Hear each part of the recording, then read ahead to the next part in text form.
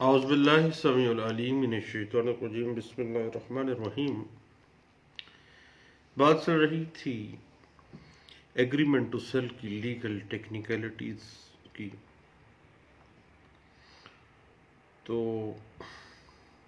بات جا رکی تھی لیگل ویلیو سٹرکچرز جو ہے agreement to sell of movable property کا، وہاں پر ہر پروڈنٹ مائنڈ پرسن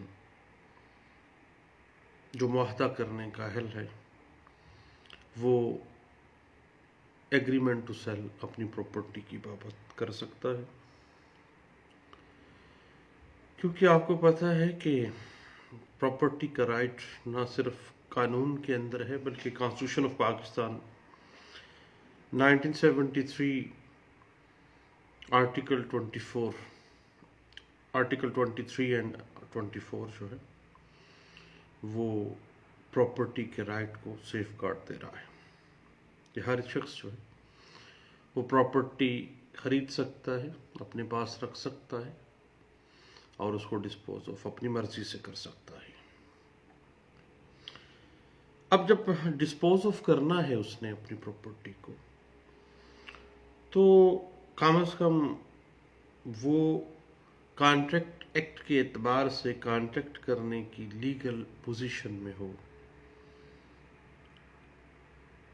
مثلاً ایک شخص جو اپنی پراپرٹی کا دفاع نہیں کر سکتا، اپنی پراپرٹی کے حوالے سے کسی قسم کی وہ اس کو کوئی شعور نہیں ہے، مثلاً گنگا ہے یا بہرا ہے، پاگل ہے، تو وہ اگر اس کے انگوٹھے لگوا لیے گئے ہیں تو ان کی قانون کے اندر حیثیت جو ہے وہ کوئی نہیں ہے۔ بنیادی طور پر اس کے لیے علیحدہ سے ایک باقاعدہ لیگل فریم ورک ہے کہ گارڈین کورٹ سے اس گنگے بہرے کی طرف سے گارڈین مقرر ہوگا، پھر اس کی پراپرٹی کے گارڈین کے طور پہ پھر وہ پراپرٹی کو سیل آؤٹ کرنے کے لیے ایگریمنٹ ٹو سیل کرے گا۔ اس حوالے سے 1994 MLD پیج 747 اور 1994 MLD پیج 2423 اور 2019 MLD پیج 485 جو ہے اس حوالے سے ہمیں کچھ گائیڈ لائنز دے دیتی ہے۔ اس کے بعد بات جا رکتی ہے agreement to sell of immovable property کے مارجنل وٹنسز پہ۔ اب آپ کو پتہ ہے کہ آرٹیکل 79 قانون شہادت آرڈر 1984 دو گواہان مینڈیٹری قرار دیتا ہے کسی بھی ڈاکومنٹ کو پروف کرنے کے لیے، اور اگر agreement to sell immovable property کو ثابت کرنے کے لیے ایک گواہ لے کے آیا ہے تو ایک گواہ جو ہے پرابلم میں ہے، دعویٰ جو ہے وہ ڈگری نہیں کیا جا سکتا ہے۔ اس حوالے سے 2007 MLD پیج 264 ہے، لاہور ہائی کورٹ کی ایک ججمنٹ، اور 2019 CLC نوٹ 57 اور پیج 54 جو ہے وہ اس بات واضح کر دیتا ہے کہ بھئی agreement to sell of movable property کبھی بھی ایک گواہ سے ثابت نہیں کیا جا سکتا، دو مارجنل وٹنسز کا ہونا لازمی ہے۔ اس حوالے سے 2018 YLR پیج 742 جو ہے اس کو ضرور دیکھیے گا، کیونکہ مارجنل وٹنسز کم از کم تعداد 2 ہوگی تو ایگریمنٹ ٹو سیل جو ہے وہ ثابت کیا جا سکتا ہے، ادروائز ثابت نہیں کیا جا سکے گا۔ اس حوالے سے 1989 MLD پیج 4254 جو ہے وہ واضح کر دیتا ہے. اور اس حوالے سے یاد رکھیے گا کہ جب بھی آپ ایگریمنٹ ٹو سیل کی بنیاد پر دعویٰ تعمیل مختص فائل کرتے ہیں کمپیٹنٹ سول کورٹ میں، تو پھر دونوں مارشنل وٹنسز کو شہادت کے لیے پیش کرنا لازمی ہے. Otherwise agreement to sell proof نہیں ہوگا. اگر پروف نہیں ہوگا تو کیا ہوگا؟ دعویٰ خارج ہے. اس حوالے سے 2017 YLR پیج 2024 جو ہے یہ ہمیں کچھ گائیڈ لائنز دے دیتا ہے. بعض معاملات میں البتہ یاد رکھیے گا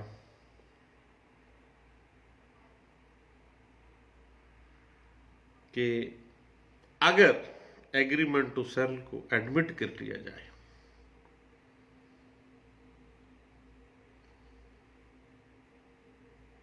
تو پھر کیا پوزیشن ہوگی؟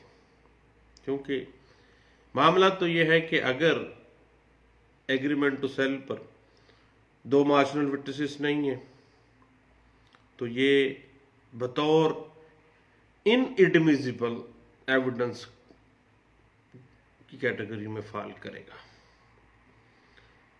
ناقابل ادحال شہادت کی کیٹیگری میں فال کرے گا قانونی طور پر. اور اس حوالے سے میں نے 2011 NLR اپیل کیسز پیج 110 اس پہ ہم نے کچھ عرصہ پہلے بات بھی کی تھی.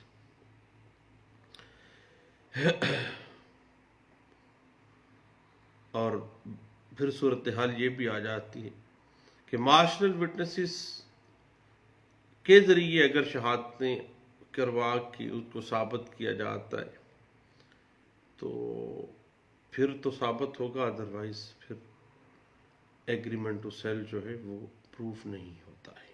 اس حوالے سے 2016 MLD پیج 323 جو ہے یہ ہمیں کچھ گائیڈ لائن سے دیتا ہے. اور اگر آپ ایگریمنٹ ٹو سیل کو تسلیم ہی کر چکے ہیں تو پھر معاملہ تھوڑا سا ڈیفرنٹ ہوگا. پھر دو گواہان تو پیش ہونے ہی ہونے ہیں، اور پھر اگر مارشنل وٹنسز کے علاوہ کوئی اور وٹنس بھی آ جاتا ہے تو پھر چونکہ admitted facts need not to be proof, جب آپ مان ہی گئے ہیں تو پھر پیچھے کیا ہے. اس حوالے سے 2002 MLD پیج 1002 جو ہے یہ ہمیں کچھ گائیڈ لائنس دے دیتا ہے. اور دیکھیے اگر مارشنل وٹنسز کے دستخط موجود نہیں ہیں، اگر وہ بطور شہادت پیش نہیں ہوتے ہیں تو پھر آپ کا دعویٰ جو ہے فارغ ہے. اس حوالے سے 2006 YLR پیج 2253 جو ہے وہ ہمیں کچھ گائیڈ لائنس دے دیتا ہے. اب بات اس طرح سے ہے، بعض اوقات بلکہ آج ایک دوست نے اس موضوع کو اٹھایا کہ جب بھی ایگریمنٹ ٹو سیل ہوتا ہے اس میں ایک بیسک کنڈیشن یہ بھی ہے کہ یہ باہمی رضامندی کے ساتھ ہوا ہے. اگر اس ایگریمنٹ میں کوئی کوئرشن، کوئی دباؤ، کسی قسم کی کوئی جبر، کسی قسم کا کوئی فراڈ یا مس ریپرزنٹیشن کا معاملہ آ جاتا ہے تو ایسا اقرار نامہ کہاں پہ فال کرے گا؟ سیدھی سی بات ہے کہ ایسا ایگریمنٹ ٹو سیل جو ہے وہ void contract, void agreement to sell کے زمرے میں آ گیا. اور جب بھی کبھی وائڈ ایگریمنٹ ٹو سیل ہوگا تو پھر اسپیسیفک پرفارمنس، چونکہ اسپیسیفک پرفارمنس ایک ایکویٹیبل ریلیف ہے تو پھر یہ ایکویٹیبل ریلیف قطعی صورت جو ہے اسی صورت میں نہیں دیا جا سکتا ہے. اس حوالے سے 1997 CMR پیج 855 اور 2002 YLR پیج 153 جو ہے وہ ان بات کو انٹرپریٹ کر دیتی ہے. پھر ایک دوست کہنے لگے کہ ایگریمنٹ ٹو سیل جو ہے وہ اگر کچھ عید والے دن لکھا گیا ہے جس دن چھٹی ہے سب کو، یا فرض کریں کہ رات کے 12 بجے لکھا گیا ہے، رات کے 2 بجے لکھا گیا ہے، یا اس دن جس دن چھٹی ہے کوئی بندہ اویلیبل نہیں ہے، اس دن کانٹریکٹ جو ہے باقاعدہ سٹیمپ ایشو ہو رہا ہے، باقاعدہ لکھا جا رہا ہے. تو اب بات اس طرح سے ہے صاحب کہ اگر ایگریمنٹ ٹو سیل ڈنائی کیا جاتا ہے نا، پھر یہ کوسچن آ جائے گا، پھر معاملہ تو پھر شہادتوں میں آنا ہے. لیکن اگر ایگریمنٹ ٹو سیل کو آپ بطور ڈیفینڈنٹ مان لیتے ہیں تو پھر اس بات سے کوئی فرق نہیں پڑتا کہ وہ ایگریمنٹ ٹو سیل چھٹی والے دن ہوا ہے، رات کے 2 بجے ہوا ہے یا 4 بجے ہوا ہے، کوئی فرق نہیں پڑتا. پھر ایگریمنٹ ٹو سیل کو آپ مان چکے ہیں اور ایڈمٹ کر گئے ہیں، پھر پیچھے کچھ نہیں رہ گیا. البتہ اس حوالے سے 2010 MLD پیج 1167 کو ضرور دیکھیے گا. اس کے بعد یاد رکھیے گا کہ 2001 CLC پیج 801 بھی اسی حوالے سے کچھ گائیڈ لائنز ہمیں دے دیتا ہے. اور بعض اوقات ایسا ہوتا ہے کہ ایگریمنٹ ٹو سیل جو ہے اس میں کنڈیشنز کچھ ایسی رکھی جاتی ہیں جو کہ قانون کے پوائنٹ آف ویو سے ایڈمیٹڈ نہیں ہوتی ہیں.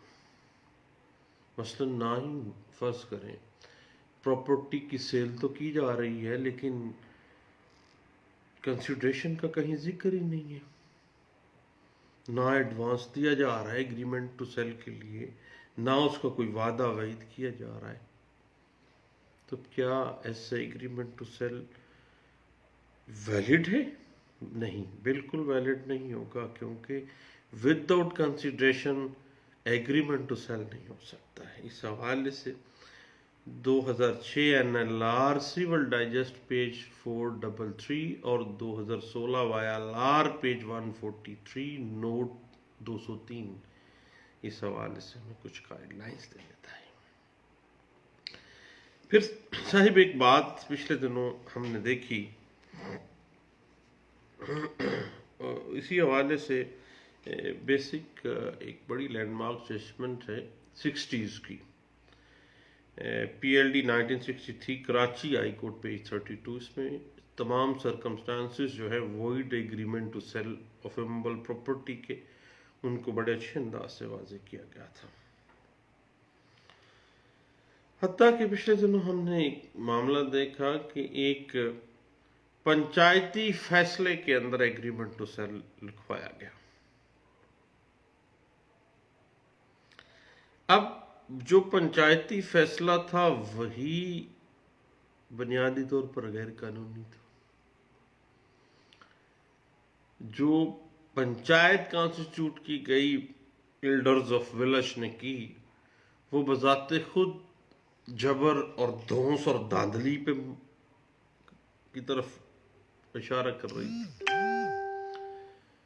تو وہاں پہ اگر کسی شخص سے غیر قانونی طریقہ کار اختیار کرتے ہوئے غیر قانونی پنچایتی فیصلے کے ذریعے ایگریمنٹ ٹو سیل کروا دیا جاتا ہے تو قانون میں اس کی کیا حیثیت ہوگی؟ قانون میں ایسا اقرار نامہ معاہدہ ہے بالکل وائڈ ہوگا، باطل ہوگا، قانون میں اس کی کوئی حیثیت نہیں ہوگی.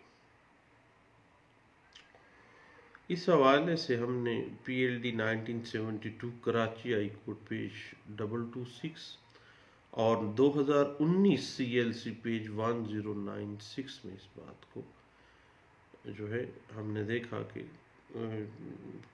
ہائر کورٹس نے بڑے اچھے انداز سے جو ہے اس معاملے کو سامنے رکھا ہے کہ قطعی صورت کبھی بھی ایگریمنٹ ٹو سیل جو فیوڈیشری ریلیشن شپس کے ساتھ یا بعض اوقات کوئی جبر دھونس دھاندلی کے ساتھ کروایا جاتا ہے، قانون میں کوئی اس کی حیثیت نہیں ہے. اور ایسا معاملہ جو ہے وہ قطعی صورت قانون اس پہ برداشت نہیں کرتا ہے۔ جہاں تک معاملہ ہے سٹیمپ ڈیوٹی کا، تو سٹیمپ ڈیوٹی دیکھیے صاحب، معاملہ اس طرح سے ہے کہ ایگریمنٹ ٹو سیل کوئی ٹائٹل کریٹ نہیں کرتا، حق ملکیت کریٹ نہیں کرتا ہے۔ تو پراپرٹی کی ٹرانسفر یا پراپرٹی کا انتقال ایگریمنٹ ٹو سیل کی بنیاد پہ کیسے ہوگا؟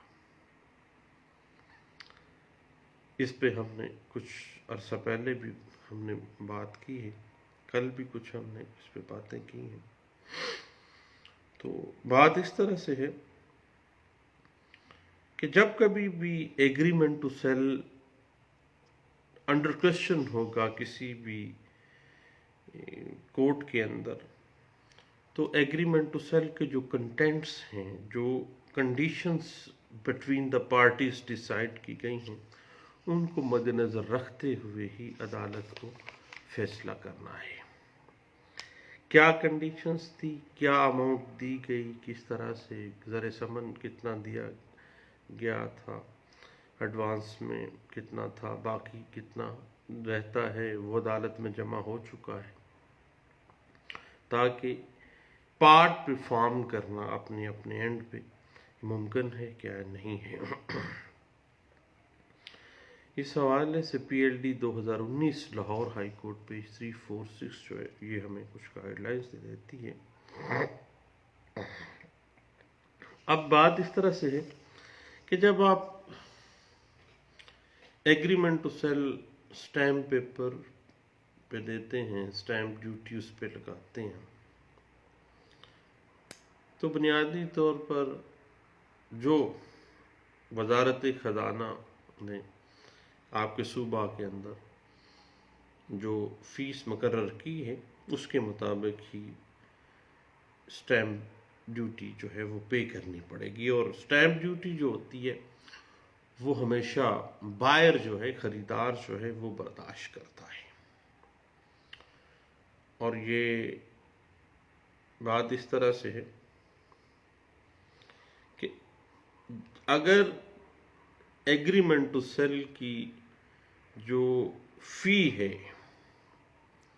جو رجسٹریشن فی اس کو کہہ لیں یا سٹیمپ ڈیوٹی فی کہتے ہیں، اگر وہ پراپر نہیں ہے نا، تو پھر کمی بعد میں عدالت جو ہے وہ باقاعدہ دو اس میں ویوز لے سکتی ہے۔ ایک تو کیا اگر اس کو ڈنائی کیا گیا ہے تو کیا وہ ایڈمیسیبل ایویڈنس ہے یا انڈمیسیبل ایویڈنس کے طور پہ اس کو لیا جائے گا۔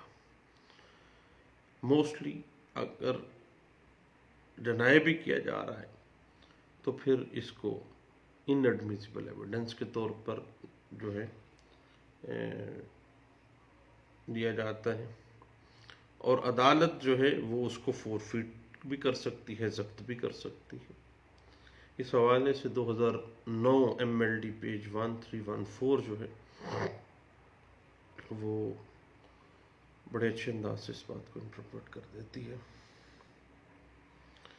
بنیادی طور پر سٹیمپ ڈیوٹی جو ہے اس کا بنیادی مقصد جو ہے وہ تو خزانے میں رقم جمع کروانا ہے۔ گورنمنٹ کی جو بھی رجسٹریشن فی ہے، جو بھی سٹیمپ ڈیوٹی فی ہے وہ آپ نے دینی ہے، اور یہ چینج بھی ہوتی رہتی ہے مختلف اوقات میں، پھر مختلف شرح بھی اس کی علیحدہ علیحدہ سے مقرر کی جاتی ہے۔